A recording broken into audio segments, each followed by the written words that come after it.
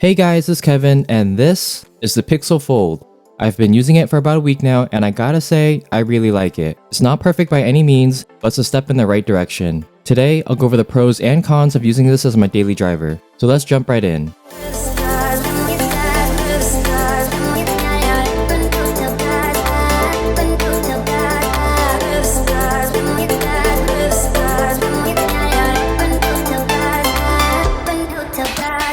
Okay, I'm gonna start off with the design. For Google's first folding phone, they made a lot of great decisions in terms of overall look and build quality. And they should, because this starts at $1,800. The front and back's made of Gorilla Glass Victus, but the back has this nice matte finish to it. I hope Google brings this to the Pixel 8 lineup. I really like the passport shaped size because it feels like a normal phone. The rails and hinge are stainless steel, and it's pretty thin at just 12.1mm when folded. My daily drivers, the Galaxy S23 Ultra and the iPhone 14 Pro Max, have a combined thickness of 16.8mm. The Pixel Fold feels heavy at 283 grams, so it took some time getting used to it. Unfolded is only 5.8mm, which makes it the second thinnest folding phone on the market. It was recently dethroned by the Honor Magic V2. So this hinge is very firm, and it can open or close to just about any angle you want. When fully closed, there's no air gap, but I do notice that the fold doesn't open the full 180 degrees. It's 1 or 2 degrees off. If you open it normally, it'll stop here. You can force it to be completely flat, but it doesn't feel right. Also, it'll rock on the table unfolded because of the camera visor. The inside screen is ultra thin glass with a plastic screen protector. When you first look at it, you'll definitely notice the bezels. But like with any phone with thick bezels or notch, you'll get used to it. Google said this was intentional, since they moved some of the hinge components in there. On the right side, there are metal volume buttons and a fingerprint sensor built in the power button. It's pretty quick and accurate. I wish the volume buttons were placed on the other side adjacent to the power button. I always press them when I'm opening the phone. The fold is also IPX8, making it water resistant but not dust. It only comes in 2 colors, this cream one which Google calls porcelain and a dark gray one which is obsidian. If you're interested in the Pixel Fold, I'll be sure to link it in the description box below. Alright, the outside display is the perfect size for a folding phone. It's not tall like on the Galaxy Z Fold 4. It's a 5.8-inch, 120Hz OLED display with a resolution of 2092 by 1080, making it a 17.4 by 9 aspect ratio. The brightness can go up to 1550 nits, and everything is pretty visible outdoors. There are rounded corners and thin bezels all the way around.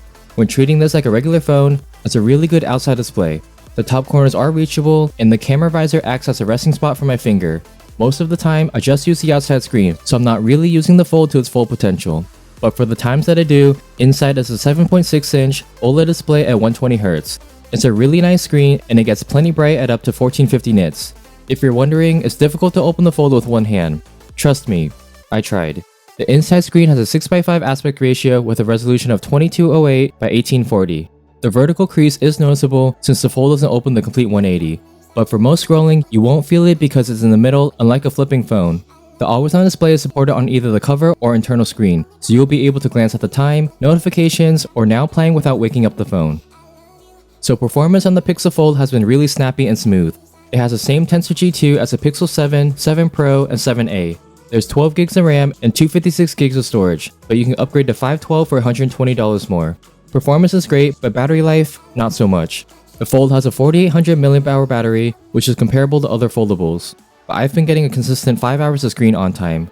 I let the first few days slide because I'm doing the initial setup, copying data over, and installing apps. Then I used it as I normally would, social media, watching videos, and messages. I can kill the battery in a day, and I'm mostly using the outside screen too. If I use the inside screen more, I probably get 3 to 4 hours of screen on time. The Fold supports up to 30 watts wired charging and 7.5 watts wireless. It takes about 1.5 hours to go from 0 to 100%. I wish it was faster since I need to charge it every day. Pixel phones aren't known for great hardware. They lean towards the software side of things. The Fold is running the latest Android 13, so you have this nice stock experience with no bloatware. On the outside screen, apps behave like they normally do. But on the inside screen, things are different. All, if not most of Google's apps are optimized for a larger display. Settings has a 2-column view, Gmail, and even phone. And a few third-party apps like Spotify are optimized as well. But how about the other apps? Threads is just a normal phone version with a lot of empty space. Same thing goes for Instagram, TikTok, and Google's own YouTube Studio. You can double tap the empty area to move the app to that space, but now it looks even worse. To take advantage of the empty space, you can pull up the dock and drag another app to the side. I feel very productive whenever I do this. Whichever screen you want to use, the software is smart enough to switch between them. Let's say I'm watching a video for one of my favorite creators on the outside screen, and when I open the Fold, it'll automatically switch. It's a weird transition for videos though. Other apps like Chrome look normal. One thing to note is that Google is treating the larger display as two separate home screens, so the layout for all your apps and widgets will be mirrored. It'd be nice if I can have separate home screens like on other phones. It's not very Android-like since they're known for customizations. If you end up daily driving the Fold, Google will support 5 years of Pixel updates and security. The Pixel Fold has 5 cameras, a 48 megapixel wide on the back, along with a 10 megapixel ultrawide and 10 megapixel telephoto. A 9 megapixel hole punch camera is on the front, and an 8 megapixel selfie camera on the inside. For my testing, the photos are a step down from the flagships. They're more mid-range like the Pixel 7a. The photos are still detailed and contrasty, but a little less saturated.